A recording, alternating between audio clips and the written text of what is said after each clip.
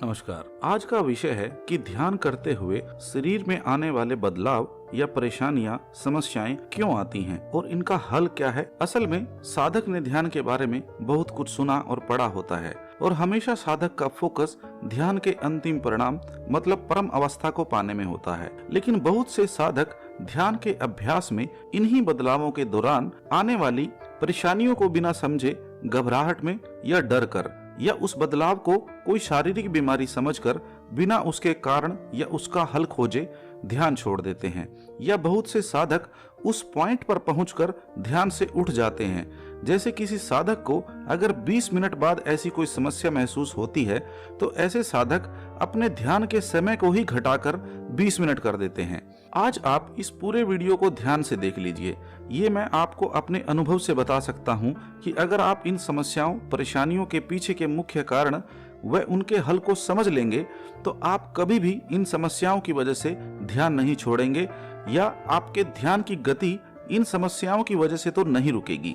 ध्यान के समय एक साधक को महसूस होने वाली ये कुछ समस्याएं हैं, जैसे कि सिर में दर्द, सर भारी महसूस होना, थर्ड आई या तीसरे तिल माथे के बीच अजीब सा खिंचाव महसूस होना, ध्यान के समय चेहरे पर पसीना आना, गर्माहट सी महसूस करना या झुंझलाहट सी महसूस करना, पेट और छाती में हलचल सी महसूस होना जैसे कोई चीज अंदर घूमने लगी हो, अचानक से शरीर में पैरों से लेकर सर की तरफ एक झटका सा महसूस होना, अचानक पूरे शरीर में झनझनाहट, वाइब्रेशन सी महसूस होना। कई बार साधक को महसूस होता है कि उसका गला रुंध गया है या सांसें स्लो हो गई हैं, कम हो गई हैं या दिल की धड़कन बढ़ी हुई महसूस होती है। एकदम आप पाते हैं कि आपके दिल की धड़कन बहुत बढ़ गई है। हाथों में या हथेली और उंगलियों में बिजली का करंट या एनर्जी सी महसूस होना, ध्यान में बैठे हुए शरीर का हिलना महसूस होना, गले में से कोई चीज गुजरती हुई सी महसूस होना जैसे ऊपर की ओर कोई चीज बहने लगी है, हाथों में भारीपन महसूस होना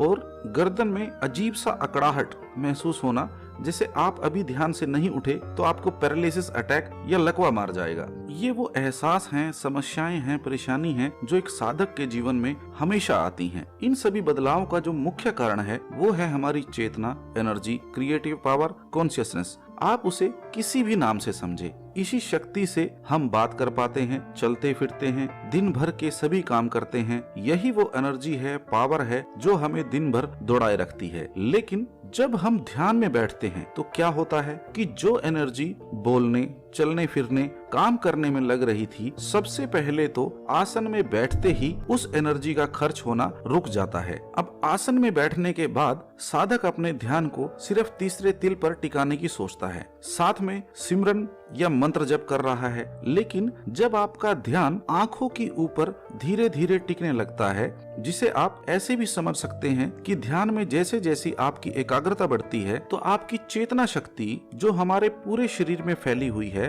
वो पैरों के अंगूठे से लेकर सिमटना शुरू होकर वापस ऊपर की ओर चलती है। जबकि हमारे शरीर को जब से हमने इस दुनिया में जन्म लेकर पहली सांस ली थी तब से वो शक्ति ऊपर से नीचे बह रही थी। तो ये सभी बदलाव, परेशानी, समस्या इसीलिए आपको महसूस होती है क्योंकि हम ध्यान के समय अपने शरीर की चेतना शक्ति के बहाव को एकदम उल्टी दिशा, टोटली अपोजिट, रिवर्स कर रहे होते हैं। तो जिस प्रकार आपका मन ध्यान से धीरे धीरे सहज होकर प्रेम, श्रद्धा, विश्वास से भर जाता है, उसी प्रकार आपके शरीर को भी चेतना शक्ति के इस सिमटाव का और वापस ऊपर की ओर बहाव का धीरे धीरे अभ्यास होता है। और एक समय ऐसा आता है कि आपकी चेतना को पैर के अंगूठे से लेकर सर की चोटी तक सिमटने में सिर्फ 2 मिनट से भी कम का समय लग सकता है। एक सिंपल से उदाहरण से समझिए कि जब आप जिम जाना शुरू करते हैं या कोई एक्सरसाइज शुरू करते हैं तो शुरुआत के कुछ दिन आपके शरीर के कई हिस्सों में कई तरह का दर्द महसूस होता है। लेकिन धीरे धीरे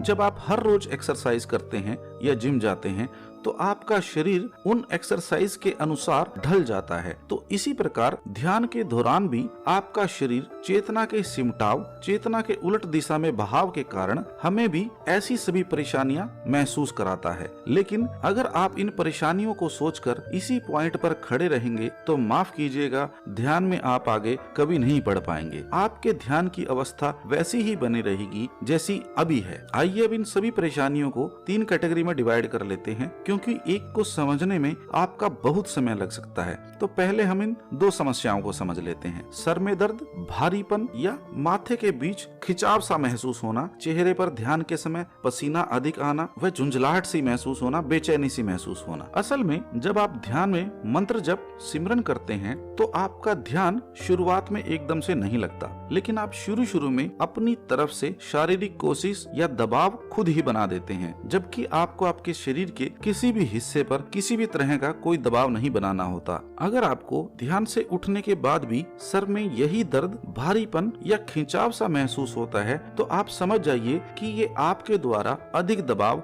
या प्रेशर की वजह से हो रहा है। ज्यादातर साधक इसी माथे के बीच में मूवमेंट सेंसेशन को ऐसे समझ लेते हैं कि अभी कुछ घटित होने वाला है या अभी अगले पल आपको कुछ दिखाई या सुनाई देने वाला है। मैं आपको अपने अनुभव से बता सकता हूँ कि जब तक आपके मन में इस दर्द या खिंचाव के लिए ये विचार है, तब तक न कुछ दिखाई देगा और न ही कुछ सुनाई देगा। तो कृपया इस पर ध्यान न देकर आप बिल्कुल सहज तरीके से मंत्र जप करें और आपको ध्यान में आंखों के पीछे के अंधकार में कुछ भी ढूंढने या देखने की कोशिश नहीं करनी है और न ही अपनी आंखों पर कोई दबाव डालना है। हालांकि शुरुआत में आपके सर के हिस्से को आपके पूरे शरीर की एनर्जी को संभालने की आदत नहीं होती, तो हल्का सा भारीपन या खिंचाव महसूस होना बहुत नॉर्मल है। इसीलिए कभी कभी साधक को सर में और चेहरे पर पसीना और गर्माहट सी महसूस होती है। ध्यान से उठने के बाद अगर आपको कोई खिंचाव या दर्द महसूस नहीं होता तो इससे आपको परेशान होने की कोई जरूरत नहीं है। धीरे धीरे अभ्यास से ये अपने आप नॉर्मल हो जाता है। इसके बारे में आप चिंता न करें, बल्कि जब ये आपको महसूस होना शुरू होता है तो आप उस वक्त पे इस पर ध्यान न लगाकर अपने मंत्र जप में पूरा ध्यान लगाए रखें। कुछ ही दिन में आप महसूस करेंगे कि ये दर्द ऑटोमेटिकली ही कम हो गया है या खत्म हो गया है। उसके बाद आपका इसकी तरफ ध्यान जाना ही बंद हो जाएगा। दूसरी कैटेगरी है जिसमें साधक बहुत डर या घबरा जाते हैं कि उनको कोई शारीरिक बीमारी हो गई लगती है। वो है कभी कभी ऐसा लगता है कि आपका गला रूंध गया हो, जैसे आपको सांस लेने में दिक्कत हो रही हो। ऐसा भी लगता है कि सांसें उल्टी चल पड़ी हो या सांसें बंद सी हो गई हो, कम हो गई हो या दिल की धड़कन बढ़ गई हो। हाथ और गर्दन भी भारी से महसूस होते हैं। ऐसी अवस्था में साधक का डरना बहुत नॉर्मल है। आइए इनको समझ लेते हैं। पहला कारण है कि जब आपकी चेतना सिमटती है तो जहाँ जहाँ तक आपकी चेतना सिमट चुकी है, जैसे कि आपकी बॉडी कंधों तक सुन्न हो गई है, इसका मतलब आपकी चेतना कंधों तक सिमट चुकी है। तो शरीर के निचले हिस्सों को अब एनर्जी की उतनी जरूरत नहीं है जितनी कि हमें दिन भर के काम के लिए चाहिए होती है। तो इस अवस्था में ऑटोमेटिक आपकी सांसें धीरे स्लो हो जाती हैं। सांसों के स्लो हो जाने की वजह से आपके दिल की धड़कन भी स्लो हो जाती है। लेकिन इस अवस्था में अगर आपका ध्यान एकदम किसी भी वजह से टूट जाए, जैसे कोई बाहरी आवाज इतनी तेज सुनाई दे या आपको कोई ऐसा विचार एकदम आ जाए कि आप एकदम जाग उठें या आंखें खोल लें, तो इस अवस्था में जैसे ही आपका ध्यान नीचे गिरता है तो जो चेतना शक्ति सिमट कर कंधों तक आ चुकी थी दोबारा पूरे शरीर में दौड़ने लगती है। इस अवस्था में आपको एकदम गहरी सांस आती है तो आपको वहम सा होने लगता है कि कहीं आपकी सांस तो नहीं रुक गई थी, और फिर आप पाते हैं कि आपका दिल जोर से धड़कने लगता है। फिर आप डर जाते हैं कि कहीं बीपी घट गया है या बीपी बढ़ गया है, क्या हुआ था। जबकि आपके दिल की धड़कन को पेस बनाने के लिए जैसे ही आपकी सांसें नॉर्मल होती हैं, जो कि पहले स्लो हो गई थी, तो दिल की धड़कन भी कुछ सेकंड्स के लिए बढ़ेगी और फिर नॉर्मल हो जाती है। इसमें आपको घबराने की जरूरत नहीं है। दूसरा कारण है, नॉर्मल लाइफ में हम हमेशा बिना सांसों पर ध्यान लगाए सांसें लेते रहते हैं। न ही हमें इसके लिए कोई विचार करने की जरूरत है, न ही कोई प्रयास करने की जरूरत है। तो कुछ साधक जो ब्रीदिंग मेडिटेशन करते हैं, जिसमें सांसों के आने जाने के ऊपर ध्यान किया जाता है, ऐसे साधक कई बार अपनी तरफ से सांसों की स्पीड पर बंद लगाने या उन्हें कम या ज्यादा करने की कोशिश करते हैं, जो कि बिल्कुल गलत है।